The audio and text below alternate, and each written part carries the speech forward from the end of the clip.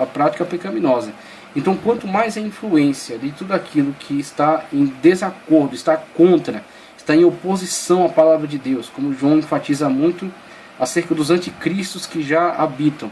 Então, dentre todos os promotores do reino do pecado, temos os anticristos, que sempre se colocam num ato de oposição aberta contra Deus e contra a sua palavra. Promovem a influência do mal, promovem a influência do pecado, promovem a influência da destruição da sociedade, a influência da destruição da inocência. Grupos econômicos, até bancos promovendo pedofilia, reino do pecado.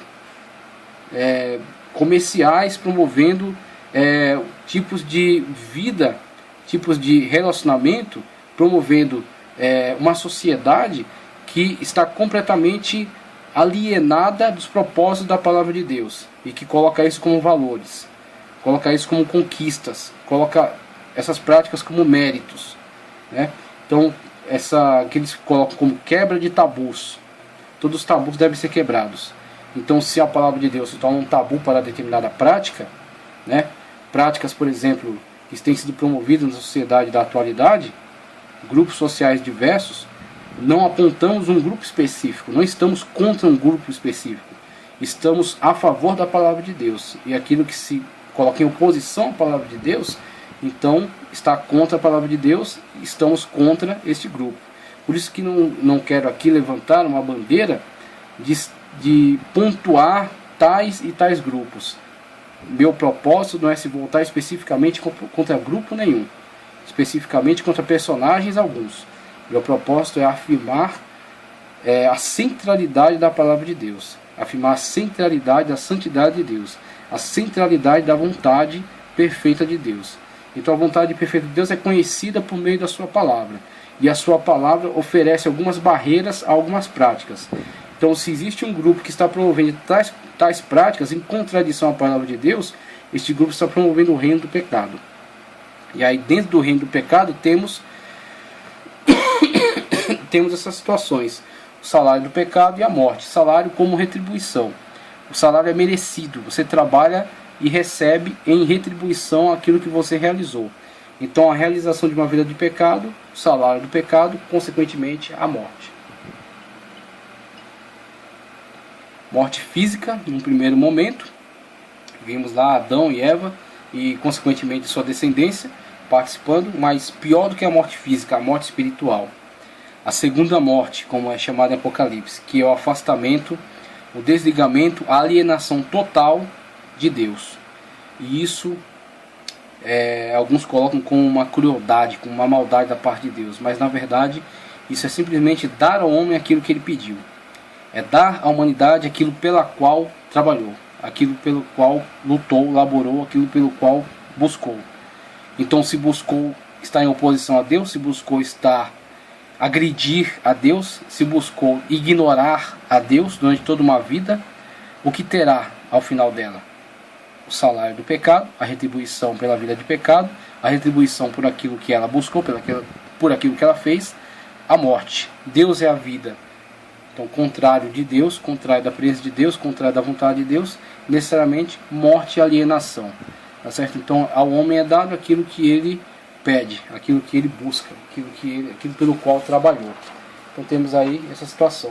Outra descrição que Paulo faz, muito interessante, acerca do corpo do pecado. E aí temos 3 textos referenciais tratando sobre isso. Em Romanos 7:24, Paulo diz: miserável homem que sou, quem me livrará do corpo dessa morte? Ele caracteriza esta morte, esse afastamento de Deus, materializando esse conceito abstrato, né? A morte é um acidente, a morte não é um ser, a morte é um estado. Então, o homem pode estar num estado de vivificação pela presença de Deus, que é o autor da vida. A alienação de Deus necessariamente será a morte. Então, é um estado ao qual o homem pode estar submetido. Aí Paulo materializa isso num corpo. Este corpo é constituído de membros, e os membros desse corpo são membros de pecado, diversas formas pelas quais o pecado se manifesta. Então é como um corpo que tenta promover uma ação de destruição daquilo que agrada à vontade de Deus. O corpo do pecado. Miserável homem que sou, quem me livrará do corpo desta morte? Corpo desta morte. Paulo então busca em Deus, busca na sua palavra, busca no seu espírito, na ação salvífica de Cristo, uma forma de desfazer esse corpo de morte pelo corpo de vida eterna promovido por Cristo Jesus com a ressurreição do homem espiritual. O sepultamento do homem carnal, o sepultamento do homem pecaminoso, simbolizado pelo batismo, a imersão da velha criatura, a emersão da nova criatura. A nova criatura emerge agora para uma vida espiritual, nascido da água e do Espírito, conforme Cristo aconselhou aí a Nicodemos, nascido da água e do Espírito, nascido de novo. Corpo da morte, corpo eterno, o corpo de vida eterna. Romanos 6,13, nem tampouco apresentei os vossos membros ao pecado, por instrumentos de iniquidade, por meio dos quais a iniquidade se manifeste, os olhos, as mãos, os pés que o conduzem a lugares inadequados, por aí vai, né? As formas pelas quais podemos imaginar os membros, como eles possam favorecer uma vida de pecados, os órgãos sexuais que são dados a um relacionamento incestuoso, a um relacionamento promíscuo, a um relacionamento fora do âmbito conjugal, né? Os olhos que relacionam-se num pecado mental, né? Num relacionamento, por exemplo, através da pornografia, que vem prejudicar, vem poluir a mente, estabelecer um relacionamento um relacionamento adúltero, né? Um relacionamento adúltero, porque para Cristo, na medida estabelecida por Cristo, aquele que olha para uma outra mulher, né, fora do seu âmbito conjugal, olha para aquela mulher e tem desejos de ter relacionamentos sexuais com ela, na verdade, no conceito dele, já adulterou com ela. Por quê? Porque ele está olhando para o âmbito desse homem espiritual. Ele está se relacionando não só com os atos físicos externos do homem, ele está se relacionando com o homem espiritual. Então, qual é a intencionalidade deste homem, desta mulher, deste ser? Se a sua intenção está totalmente vendida ao pecado, ele já não tem mais um relacionamento com Cristo. Ele tem que lutar também contra essa intencionalidade má, para que o seu homem espiritual esteja vivo, o seu corpo do pecado seja desfeito, e os seus membros não sejam emprestados a instrumentos, não sirvam como instrumentos de iniquidade. Começa tudo a partir de uma intencionalidade, não começa na ação, começa na intenção. Então a intenção já tem que ser vigiada, preservada. Apresentai-vos a Deus como vivos dentre mortos, uma sociedade morta em pecado, né? E os vossos membros a Deus como instrumentos de justiça para realizar a vontade perfeita de Deus. 1 Coríntios 6,13 ele diz: os alimentos são para o estômago, para o corpo, e o estômago para os alimentos. Deus, porém, aniquilará tanto um como outros. Ele criticando a supervalorização que se dava a práticas dietéticas, né? Se valorizava muito a forma. E se perdia o sentido das coisas. Então se valorizava muito as práticas dietéticas estipuladas aí pela tradição judaica. Então guardava-se muito esse tradicionalismo e esquecia-se que na verdade há coisas mais relevantes, mais importantes que isso. Que aí são atitudes, meio de vida, formas de santificação que estão ligadas diretamente ao espírito, à vida espiritual, e que muitas das vezes estavam sendo colocadas em segundo plano em relação a essas questões litúrgicas, né? Essas questões de práticas, questões de tradicionalismo. O tradicionalismo estava ocupando o primeiro lugar na preocupação deles, o que estava distorcendo completamente o propósito do Evangelho. Deus, porém, aniquilará tanto a um contra a outro, ou seja, passageiros, são coisas transitórias. Existem coisas que podem afetar muito mais.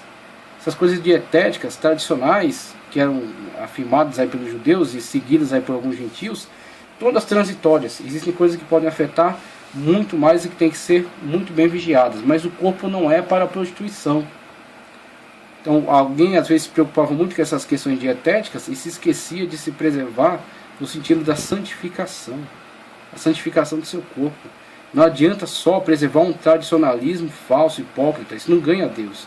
Isso não convence Deus, isso não engana Deus.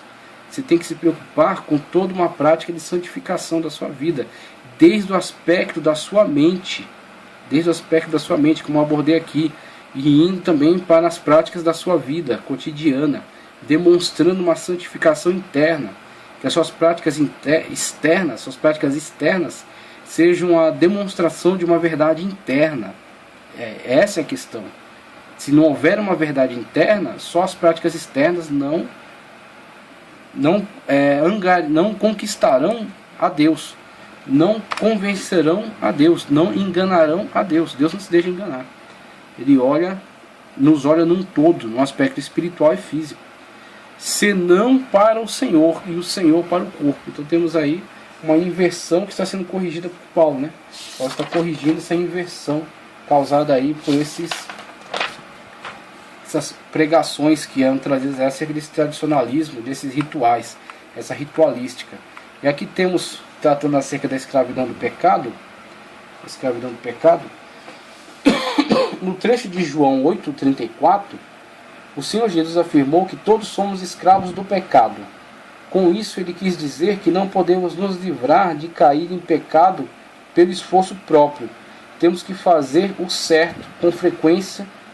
Tentamos fazer o certo, com frequência conseguimos, mas não podemos escapar de toda a propensão ao pecado que afeta cada um de nós. O apóstolo Paulo experimentou esta incapacidade de viver segundo os padrões que desejava para si. Estava continuamente consciente de ser uma pessoa pecadora, de ser a pessoa mais pecadora do que desejava ser. Ou seja, ele desejava eliminar, na verdade, né? Ele desejava eliminar completamente, mas se não controlar. Mas mesmo assim ele travava sempre uma batalha, uma guerra interna. Veja como ele expressa isso magistralmente no texto aqui da carta aos Romanos. Veja só, Romanos 7, 18 ao 20. Porque eu sei que em mim, isto é, na minha carne, essa carne que ele coloca aqui é sarx. A gente viu isso em antropologia bíblica. Sarx, carne viva. E quando falamos metaforicamente dessa carne, não estamos falando literalmente aqui. Não é carne de churrasco aqui. Estamos falando aqui metaforicamente. Esta carne representa todos os impulsos que foram afetados pela depravação total. Os impulsos carnais, os desejos que poderiam ser bons, poderiam ser todos bons, todos perfeitos, poderiam ser todos agradáveis ao homem e a Deus, mas não são mais, não que sempre tenham sido dessa forma, foram afetados a partir da entrada do pecado no mundo, a entrada do pecado no homem. Uma vez que o homem desobedeceu a Deus e o seu estado foi contaminado pelo pecado, esta vontade carnal agora é degenerada, é depravada, né? Então o impulso da carne é frequentemente, constantemente mal, por causa dessa depravação, está na carne. Aí temos uma luta, uma batalha interna entre a carne e o espírito que foi dado por Deus, e que é a razão, a inteligência, e que o Espírito de Deus está em contato com o nosso espírito, nos convencendo do pecado, da justiça e do juízo. E agora o nosso espírito, uma vez conscientizado pelo Espírito de Deus, terá que sujeitar esta carne.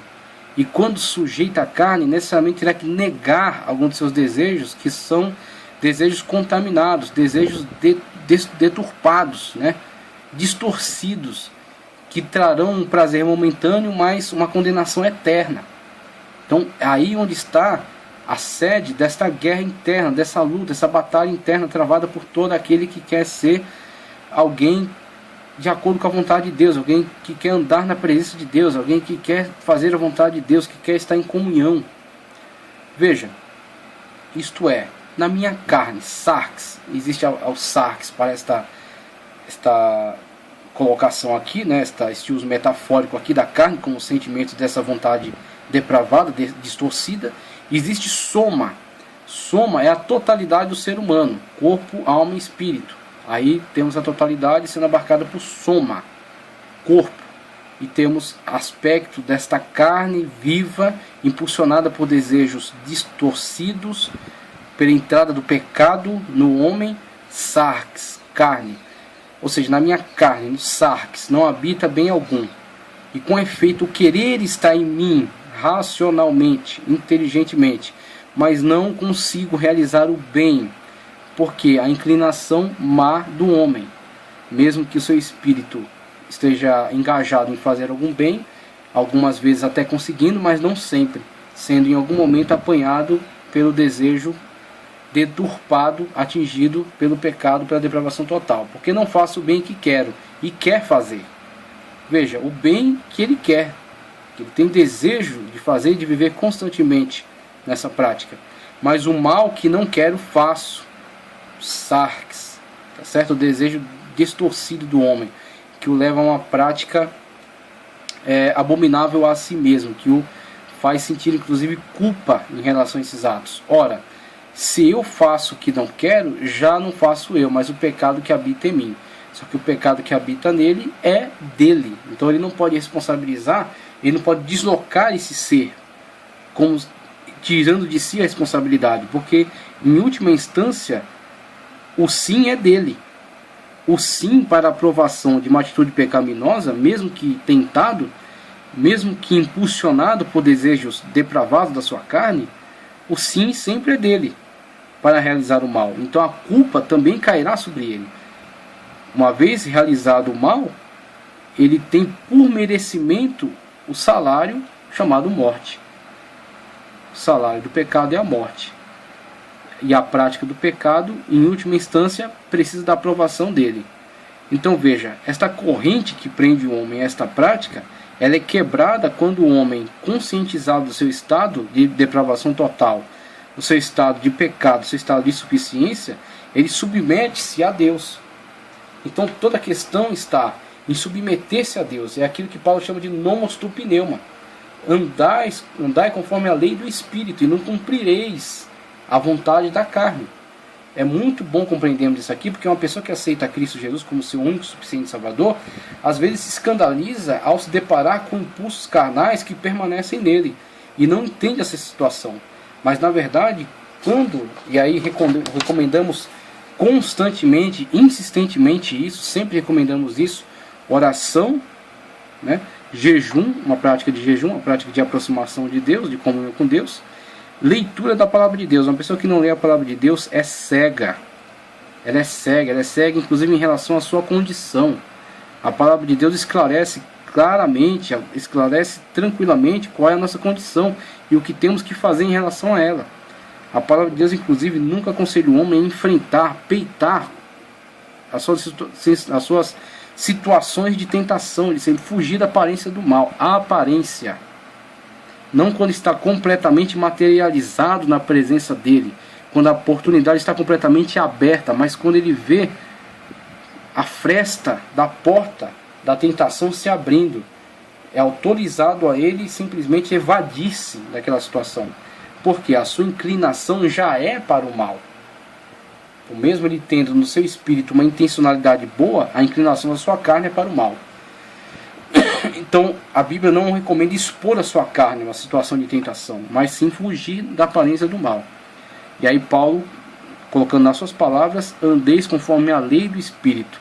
A lei do Espírito é a lei mais perfeita que existe e jamais será feita por qualquer sociedade, por mais avançada que seja, porque todas as leis prevêem aspectos punitivos somente. As leis punem a transgressão, o mal cometido. A lei do Espírito é a única lei no universo que é preventiva. É a única lei preventiva. Uma vez que o desejo do pecado está delineado, está manifestado dentro de você, automaticamente a lei do Espírito acusa. Isso não está de acordo com a vontade de Deus. Se você dá ouvidos ao Espírito de Deus, em obediência a Ele, em sujeição a Ele, e foge da aparência do mal, você não cometerá aquele pecado. Não cometendo aquele pecado, não se sujeitou à volúpia, à distorção, ao declínio da sua carne. Não se sujeitando, você anda conforme a lei do Espírito. Andando conforme a lei do Espírito, não cumprireis a vontade da carne. Não cumprindo, esta corrente do mal está quebrada. É a única forma. É a única forma de fugir dessa escravidão do pecado, é se comportando, e temos que ter esta consciência, se comportando como escravos do Espírito Santo de Deus. nos colocando debaixo de servidão ao Espírito de Deus, para que Ele nos coloque numa condição de liberdade plena em Cristo Jesus.